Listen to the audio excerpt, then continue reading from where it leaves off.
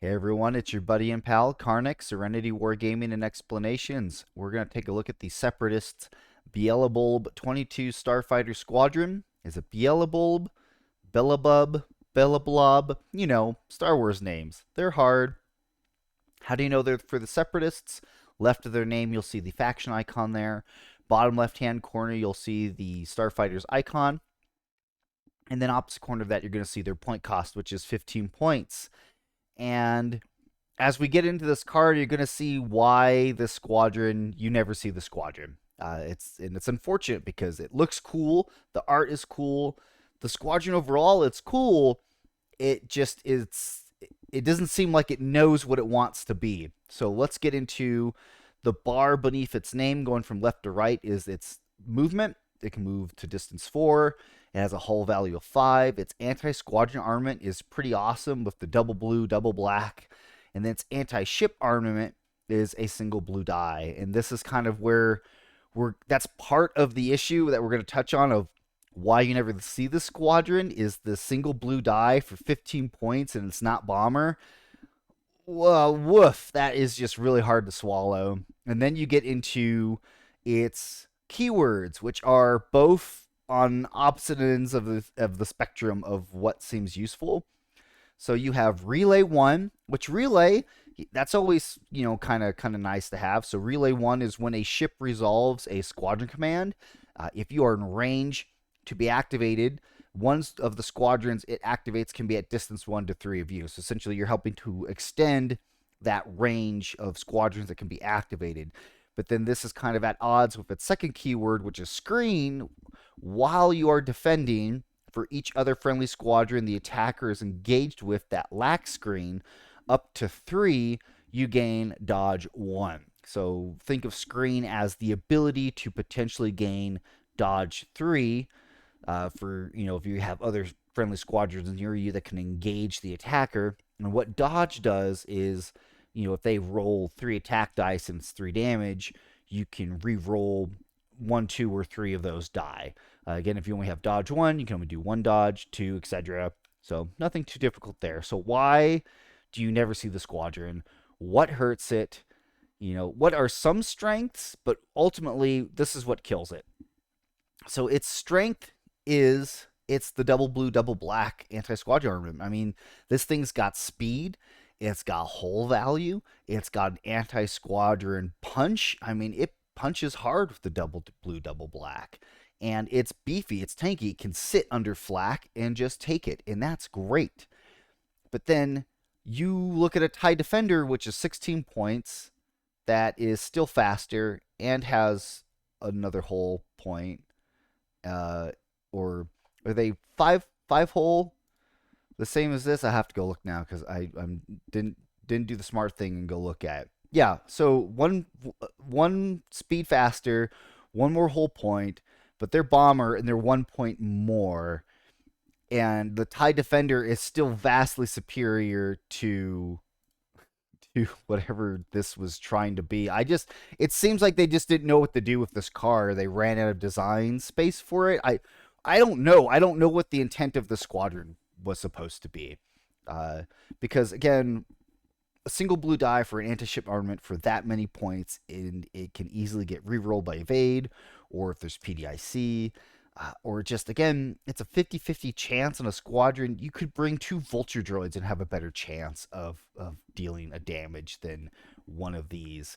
And same thing if you were just to bring, why not a tri-interceptor with its ability to still get 4 die, but you can add it in with AI. It's got a black die for anti-ship. It almost seems like those 2 things should have been reversed. Like the Tri-Fighter should have had the blue die, and this squadron should have had the black die. And then that way there would have been a slightly more arguable reason to maybe bring a Belbullab. But as of right now, the anti-ship armament is just terrible for how much it costs. And again, relay is like, okay, I need my squadron to not blow up.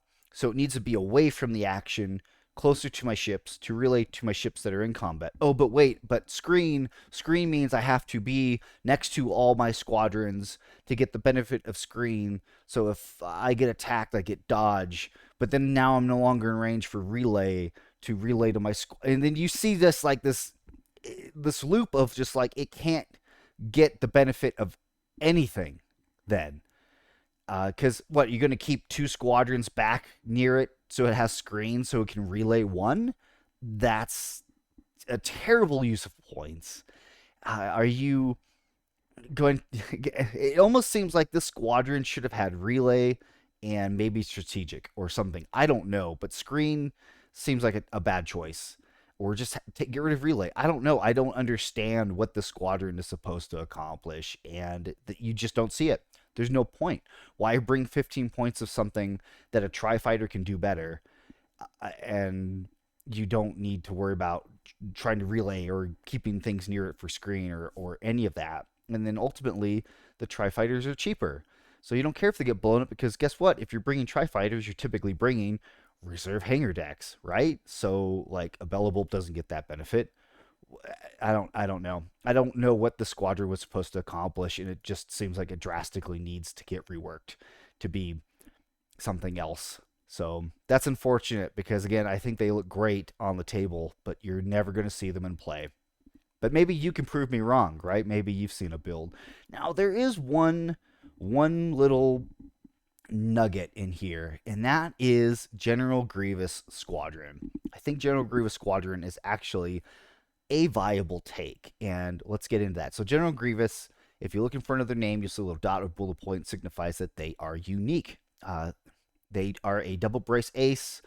You can see there that almost all the other values are the same, except as you can see that anti-ship armament is that black die, which is preem. That's good. Because if they didn't have that, there'd be no reason to take them.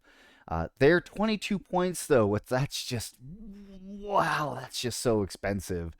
Super, super expensive.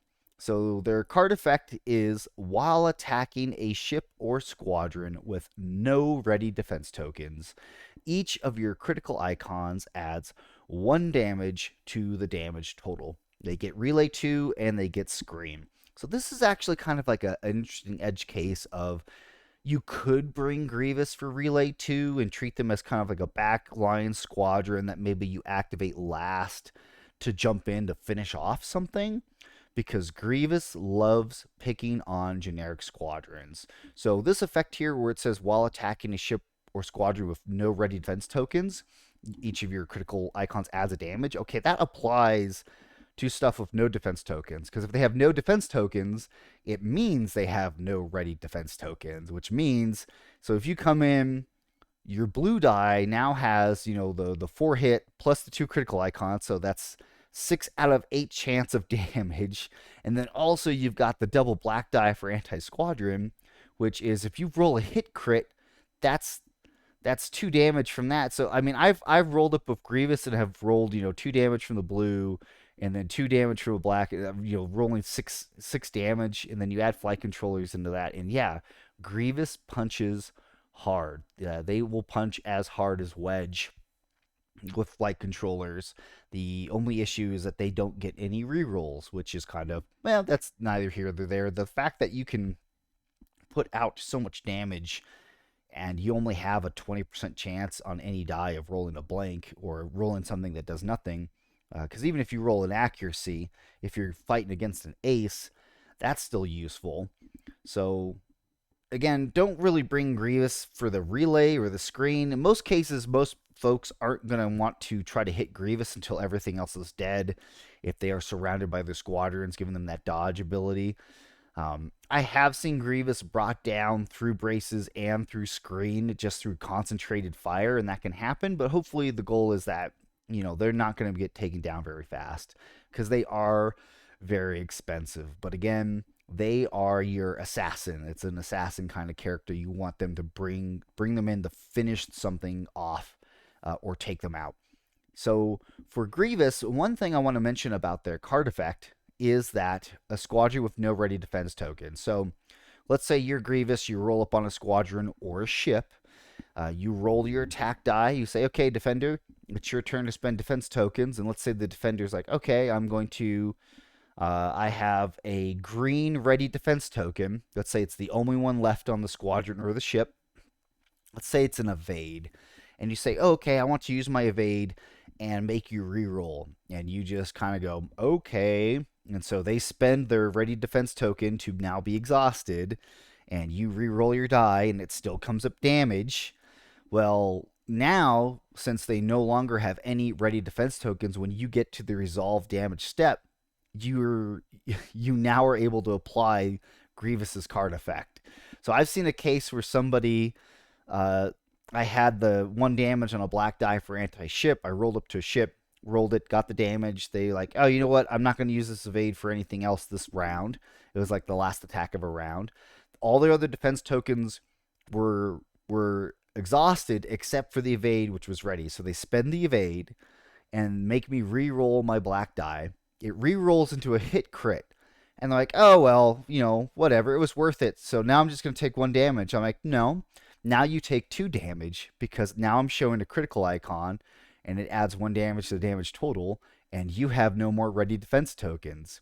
And they're like, but, oh. So, like, it's one of those cases where if the defender is not thinking about it and they only have the 1 defense token left that's green and they spend it and it doesn't help them, and then you're able to add that additional damage in. So that's kind of like a small little gotcha, to make sure I'm getting out there. But Grievous, again, it's just really hard to justify bringing Grievous when you can bring 2 Tri-Fighters, so which is a whole deployment.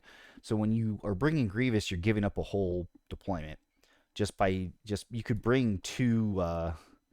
You can bring either 2 Tri-Fighters, you could bring 2 Hyenas, you could bring 2 Vultures and save yourself a few points. So it's just really difficult, again, to still justify spending 22 points on an ace where you could just punch something twice with a Tri-Fighter rather than 1 big punch with Grievous.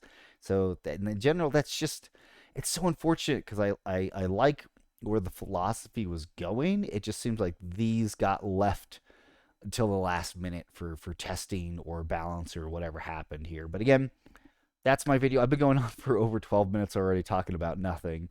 But let me know where maybe you've seen some success with these squadrons. I haven't ever seen them used or used successfully or very well.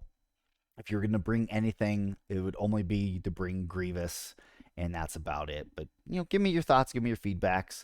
My next video is going to be on the Delta 7s. I've been saving them for last because, oh boy, that is going to be a long video. Well, thank you so much for watching, and hey, I'll catch you next time.